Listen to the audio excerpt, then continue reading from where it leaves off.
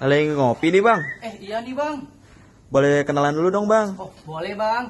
Perkenalkan nama saya Muhammad Rahel Agifari. NIM saya 240104000220. Program studi saya yaitu Ilmu Komunikasi. Saya dari Fakultas Ilmu Sosial dan Ilmu Politik. Saya berasal dari kampus Universitas Muhammadiyah Jakarta. Mau ngapain nih bang? Oh ini bang, mau buat tugas video dari ujian akhir semester pengantar ilmu komunikasi dari dosen pengampu Bapak Daniel Handoko, SIKOM, MIKOM, PDH. Baiklah bang, kita lanjut di situ ya. Baiklah, saya akan masuk ke dalam isi pembahasan yaitu teori-teori dalam ilmu komunikasi. 1. Teori komunikasi birokrasi oleh Max Weber. Teori komunikasi birokrasi ini dicetuskan oleh Max Weber. Menurutnya, model dari birokrasi kerap dimanfaatkan guna meraih komunikasi antar organisasi yang lebih efektif. Oleh karena itulah, mengapa teori ini merupakan teori yang digunakan oleh organisasi untuk berkomunikasi. Dalam teori komunikasi birokrasi ini, Weber memberikan 8 ciri khusus struktural yang berkaitan dengan birokrasi dari organisasi. Berikut beberapa ciri khususnya. 1. Adanya aturan serta langkah yang sesuai dengan standar. 2.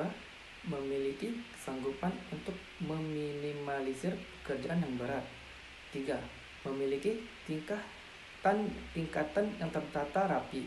4. Anggota memiliki kemampuan di atas rata-rata. 5. Adanya kemampuan multitasking. Dan 6. SDM yang profesional.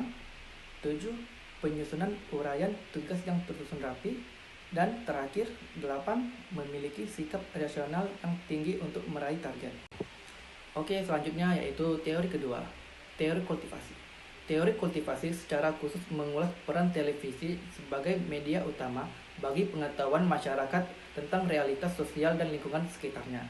George Gardner memperkenalkan melalui studi kultural indikator sekitar tahun 1960 dengan hipotesis bahwa pemirsa dalam kategori kelas berat yang memiliki tingkat waktu menonton tinggi cenderung mempertahankan konsepsi dan keyakinan mereka sejalan dengan apa yang disajikan di layar televisi. Jadi, apabila televisi menampilkan banyak insiden kekerasan, khalayak cenderung membentuk persepsi bahwa lingkungannya tidak aman karena dipenuhi banyak tindak kekerasan. Ini merupakan contoh efek komunikasi massa. Teori kultivasi pada dasarnya mengidentifikasi dua tipe penonton.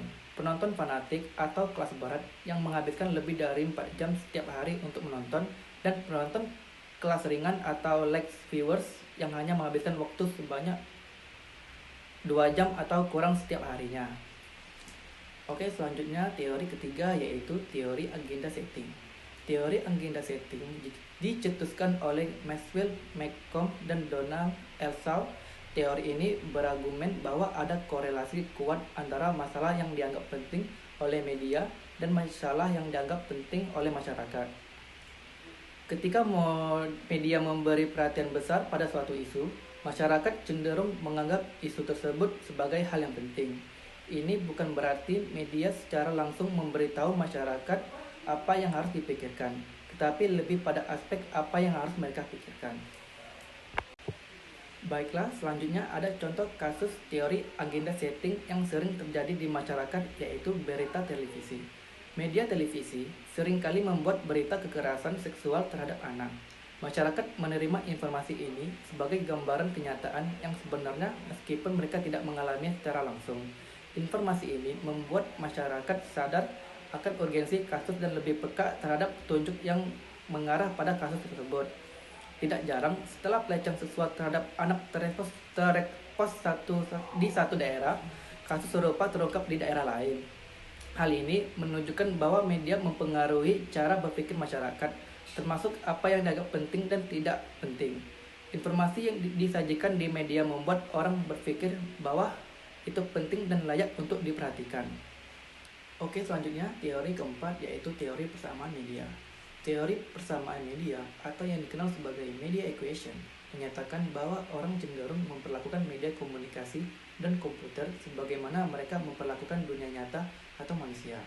Teori ini dikembangkan pada sekitar tahun 1990 oleh Byron Rivers dan Clifford Nash. Teori media equation menjelaskan bahwa individu menerapkan norma sosial dan aturan interaksi manusia ketika berinteraksi dengan media.